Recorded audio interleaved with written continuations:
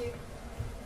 Thank you very much, and thank you, Maggie, for asking me to muscle in on Lourdes' talk, which I will be doing, because I suppose what I'd like to use this, and I've got the same glasses problem as you, so that's the first response. I'd like to just use this little moment to say, to bring into the picture all the issues associated with multilingualism and language development and communication. I'd like to bring in deaf children and deaf children as learners into that. So in a sense, yeah, I really am going to muscle in on some of the things that you've said. With two big things, first of all, that in terms of social justice, to ensure that young deaf children have access to a language, a first language, communication in the home with their peers, with their communities, and are able to engage with the language at home and at school, whether that be a sign or a spoken language, is a social justice inclusion issue. So for me, it is about nothing else. Or the work that we do is about nothing else, making sure that that development, that right to develop, to be an independent individual and grow up to live a full life is at the centre. So very much chimes with you putting social justice at the centre. And then my muscle in pitch, if you like, is to say, I believe that in everything that you're saying, and you do this in your writing, is that including deaf children's experience of learning languages, sign and spoken languages, should be part of our understanding of the human experience of language development and of the human capacity for communication and for language. And I think that is something sometimes the literature is growing up a little bit without us, and that's this field, and I think it's and you do a lot in your own work to bring that in, to being part of these discussions, to bring in those other sensory orientations to language and experience. So thank you for, as I said, letting me muscle in and make sure that actually happens.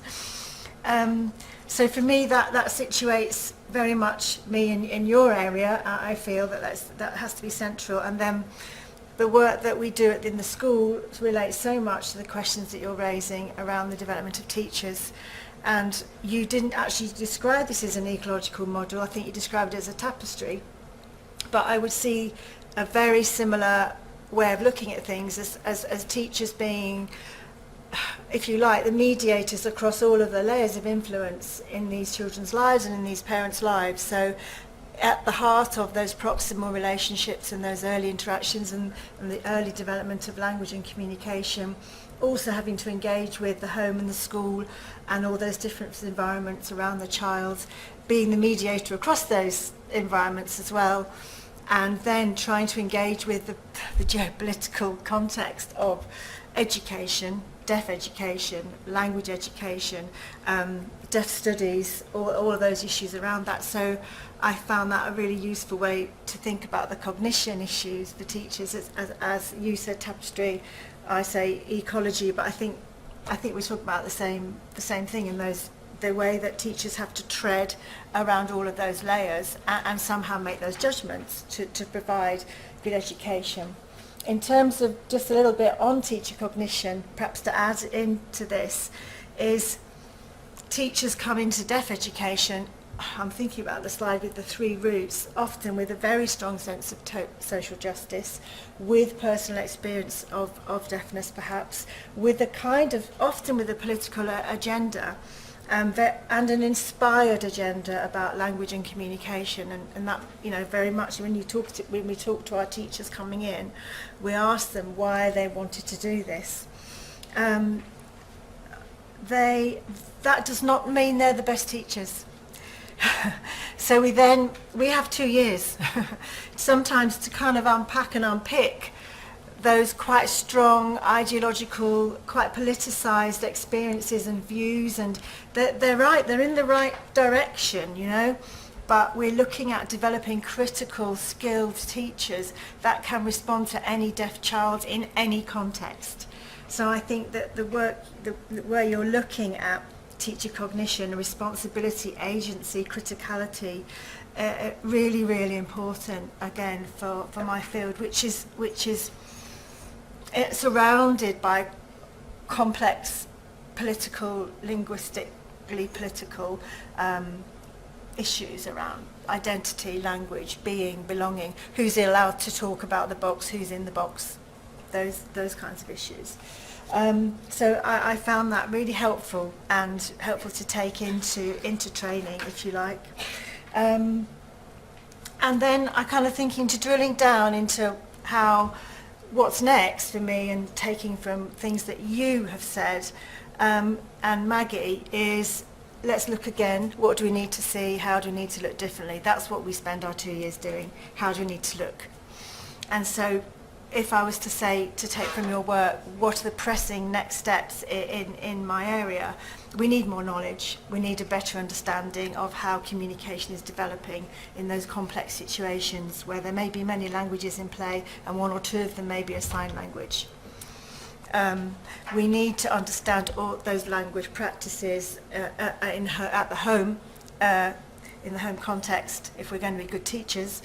And also we need to understand all the ethno-linguistic affiliations and experiences that many multilingual deaf children bring into their learning context. Deafness there are higher prevalence of deafness in many ethno-linguistic populations. I think that's an important thing to set. So we're often working with children from multilingual contexts who are deaf as well. So being deaf and being other things too is really important understanding to bring to our work, and I think you touched on that as well, those intersections of for example, migration and disability, migration and deafness, being able to look at those things. So more knowledge, more understanding, more information, and also not just taking language as the starting point for all of our work.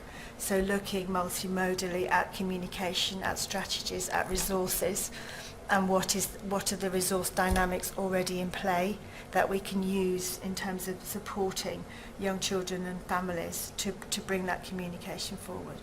So I found great, things chiming for me there with things that you were saying.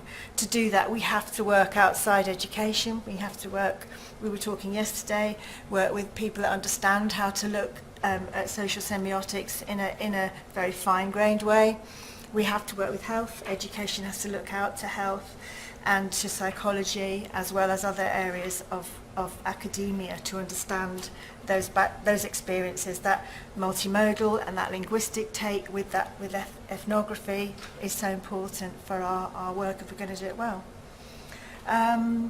So I suppose I just want to finish with, well, what the big ethical for me. And you put a picture up, you put up the North-South, you put up that North-South, Global South. Nearly all the work in deaf education, deaf studies is in the US, Scandinavia, Australia, Europe. Almost nothing, no published work beyond that. In low to middle income countries, no newborn hearing screening, so you don't know your child's deaf till they can sit up, and you take them to a health visitor if you do. And few cochlear implant programs. Okay, so we're looking at huge issues of language precarity in Global South, where parents, there are very few early childhood development support programs. So for me, taking this wealth of knowledge we've got, taking our understandings of different ways of looking and different ways of seeing, taking that and working with the cultural and resource dynamics in a different context, for me is the big ethical must be done soon. So that for me is where I would say I'd want to take those ideas. And thank you very, very much.